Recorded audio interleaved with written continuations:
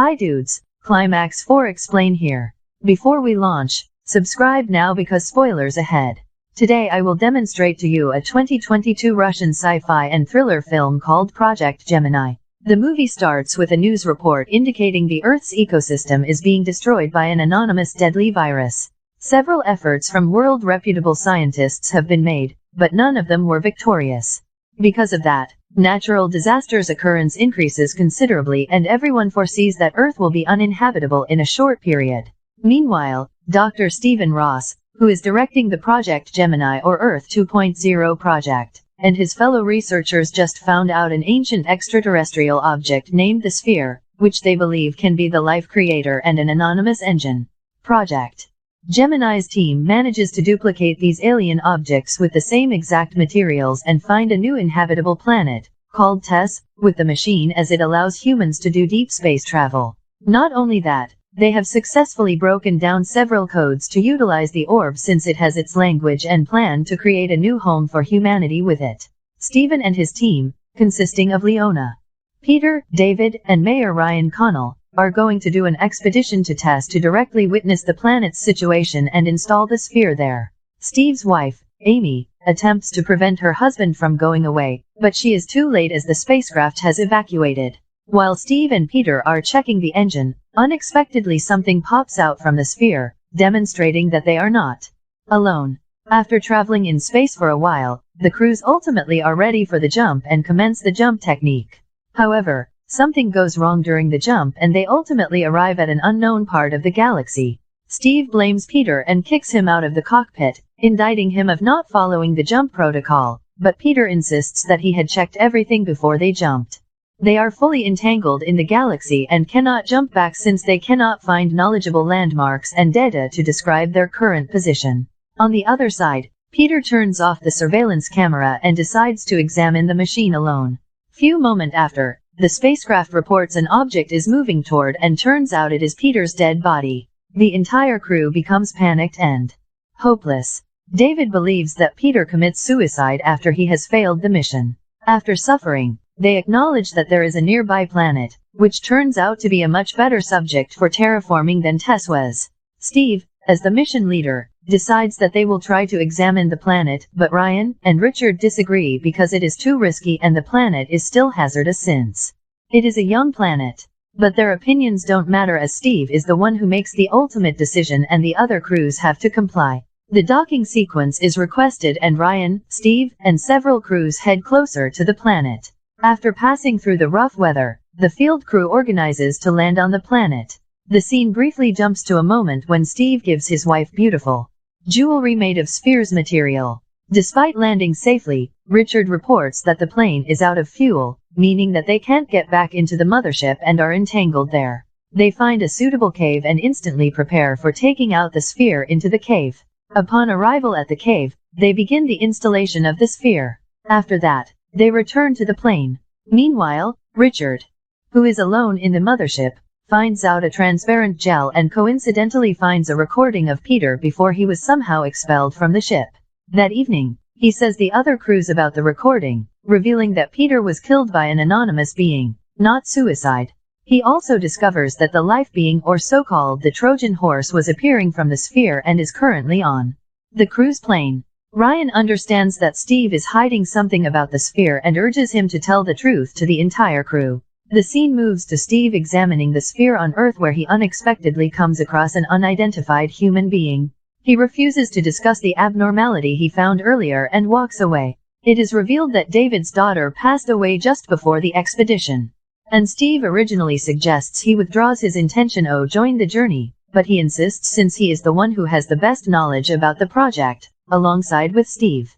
Back to the plane, Steve asks David to join him quietly back to the sphere. At first, he declines as Ryan is now the one who is taking control, but he changes his mind after Steve tells him that they are humanity's last hope to defeat the emerging virus on Earth. Upon appearance, they adjust the setting of the sphere when the Trojan is slowly moving toward them. David panics and starts shooting the sphere which turns off it. They instantly run back and barely make it to the plane.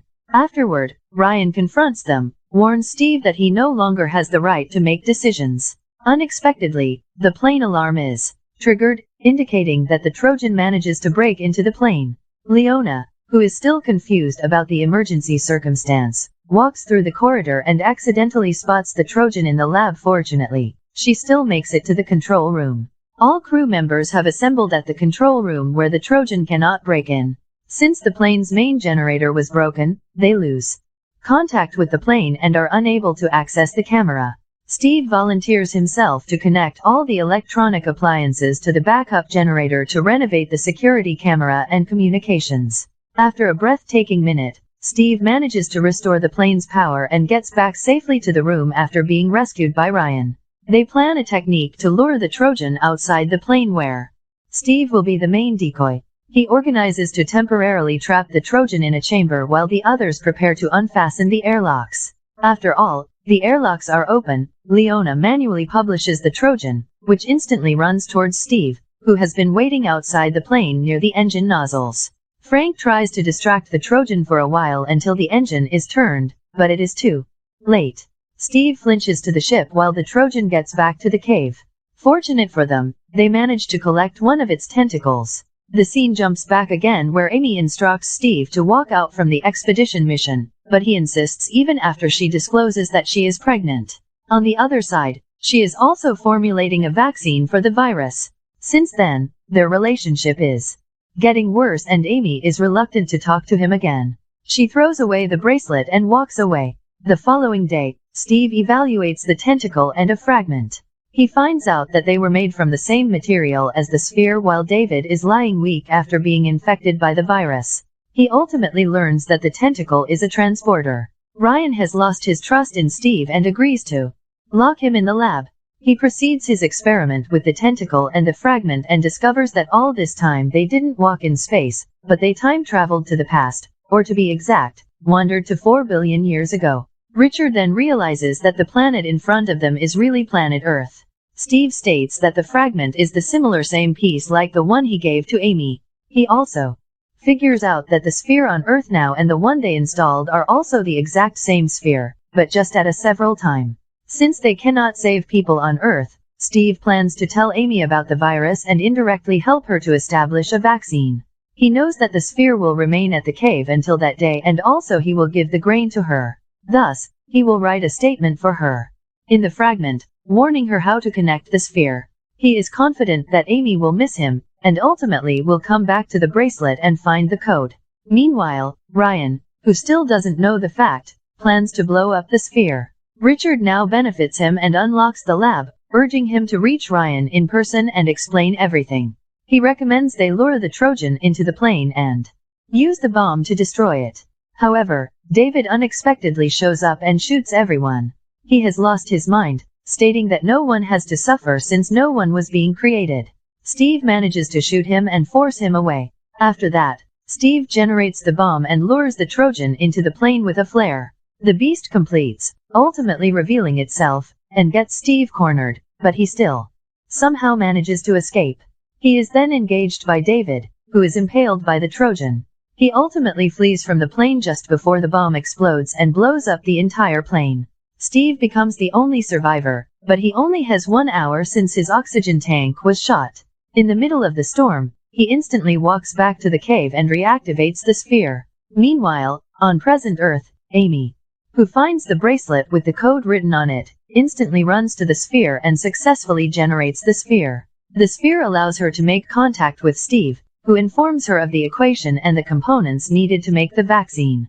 Before he disappears, Steve confesses and conveys his feelings for the last time. At the edge of the movie, Amy gives birth to the child and organizes to formulate the vaccine. And that's it. Like and subscribe may easy for you, but for us, it's extremely valuable. So thank you so much for your support.